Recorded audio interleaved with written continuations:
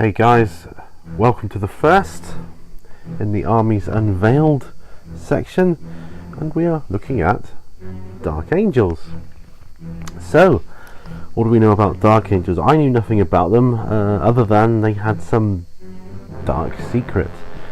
So this really intrigued me, and I was particularly infused to see that they were in the Dark Vengeance box set, which in turn made me want to go and check it out some more. So we look at the codex. How do the Dark Angels fit into the 40k universe? Well, what does it say about them? Dark Angels Space Marines, here we go. The Dark Angels are feared by foes and allies alike. To the all-round power and versatility of the Space Marines, the Dark Angels add grim tenacity and two unique fighting companies: the highly mobile Raven Wing and the Terminator squads of the Death Wing. They will appeal to anyone seeking a powerful force driven by a need to atone for their sinister and gothic past. Well, that's good because it tells you straight away they've got two unique fighting companies, the Raven Wing and the Death Wing, and I've seen the Raven Wing in action, and they do perform well, and they look really cool on the battlefield. So, looking through then, what have we got here? The Stain of History. So, not going to read it all out, we're just going to delve into it a little bit. Read some of it. Okay, the Stain of History says here: to understand the secretive Dark Angels, we must return to a time more than 10,000 years ago, when the Emperor walked as a man, striding from a dark age of regression, superstition and subjugation. Although mankind had once plied the stars, all links between inhabited planets were long severed. Most human populations were enthralled by Xenos or lived in the ruins of their once great civilizations. It was in this bleak era that the Emperor rose to reunite Terra, the fabled birth planet of mankind. To help him on his quest to reclaim the galaxy, the Emperor created genetically engineered superhumans known as Primarchs. This is where the Primarchs come in. Although his industry and near flawless design did not go unnoticed, a strange vortex burst forth from the warp, whisking the still fetal Primarchs into that chaotic realm. So no sooner had the Emperor created the Primarchs, the warp kind of whisked them away. So that's part of the history I didn't know anything about. I was just, because I haven't read any of the novels and other things, and that's where you get a lot of other background information. So we're just going to piece together from the perspective of the Dark Angels. Okay, so reading on, it says the 20 incubation capsules drifted into the warp for decades or perhaps centuries, for in that place of dread the laws of time are bent and reshaped. Eventually the amniotic tanks re-entered real space, scattered across the galaxy. The capsule of one Primarch, he who would later become known as Lion L. Johnson, founder of the Dark Angels, was cast onto an isolated planet on the northern fringe of the Eye of Terror, a death world known as Caliban. So Caliban, this is where Caliban comes into the story of Warhammer 40k, and is obviously why the Dark Angels' homeworld is called Caliban, because that's the planet that the Primarch landed on. So Caliban, what's it say about Caliban? Caliban was as harsh an environment as any in the galaxy. In the dire forests that covered the globe lived creatures warped by unnatural forces, twisted into hulking fiends that stalked the arboreal world. Despite the danger, Caliban had a human population, for it had been settled during the expansions of the Age of Technology. Cut off by warp storms, civilization on Caliban devolved over time into a semi-feudal state. Those that survived did so by retreating into huge fortresses located in clearings that were hacked into the all-encompassing woodlands at a great cost in lives. The people of Caliban were a pugnacious folk ruled over by the warrior elite. Some old technology had been preserved, and the best knights were equipped with an early form of power armor. They spent most of their energy fending off the monstrous creatures that lurked in the surrounding forest. When a particularly large or ferocious beast took up residence near a settlement, the nobles would call a quest, summoning the best warriors from all around. Slaying a quest creature brought high honor. However, more often than not, a quest brought only a horrific death, delivered by the teeth and talons of some hell-spawned abomination.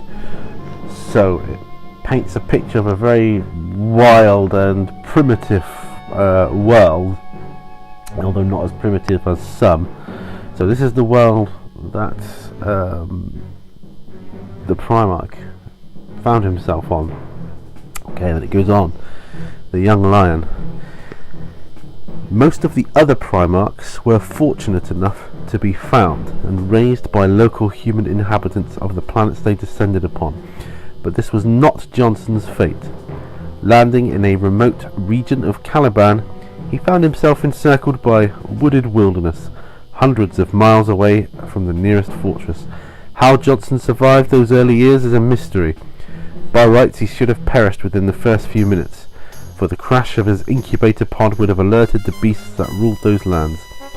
Somehow, the child managed not just to survive on one of the deadliest planets in the galaxy, but to grow tall and strong there in only a short span of years. What it was like for him none can say, for Johnson never spoke of those times himself. All that can be said with certainty is that for a decade the young Primarch survived on his own. It was in this savage state that the Primarch had his first encounter with other humans. So that sets the tone for the beginnings of the Dark Angels chapter, because the Lionel Johnson was the Primarch who kind of ruled over the Dark Angels. His gene seed that was used to create the Dark Angels. So yeah. So there's a lot there to take in.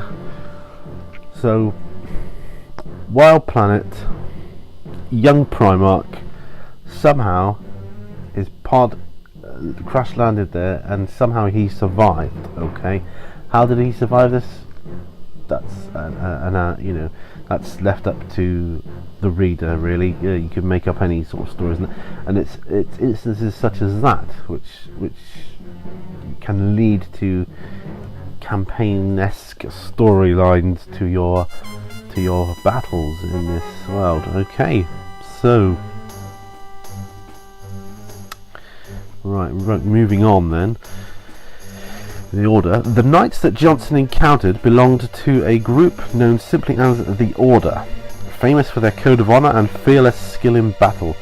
The Order was unique amongst the Knights of Caliban, for their members were selected on merit rather than by inheritance.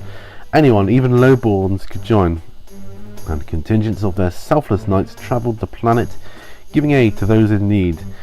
It was on one of their expeditions that a band from the Order came upon a wild man. Thinking him a beast, the knights were ready to enter battle when one of their number, Lufa, halted his fellows, sensing that there was something more to the creature than was at first apparent. The knights returned to civilization, taking with them the man born of the forest. Because of his appearance and the place of his discovery, the Order gave the wild man the name of Lion L. Johnson, which meant the lion, the son of the forest. They were amazed to see how easily Johnson adapted to the ways of humans, learning their language, traditions and sciences incredibly quickly. Yet of his past he would not speak. So then, let's summarise. So what happened? The beginnings of the Dark Angels. So what's happened so far? Well, we know that the Primarchs that the Emperor created were whisked away into the warp. Okay? We know that the Primarch that would become known as Lionel Johnson was discovered on a planet called Caliban, which is where his capsule eventually landed. And he was found on that planet after growing up in the wild by a guy called Luther, well, a group of knights, and one of which was called Luther, who brought him back into civilization, and he became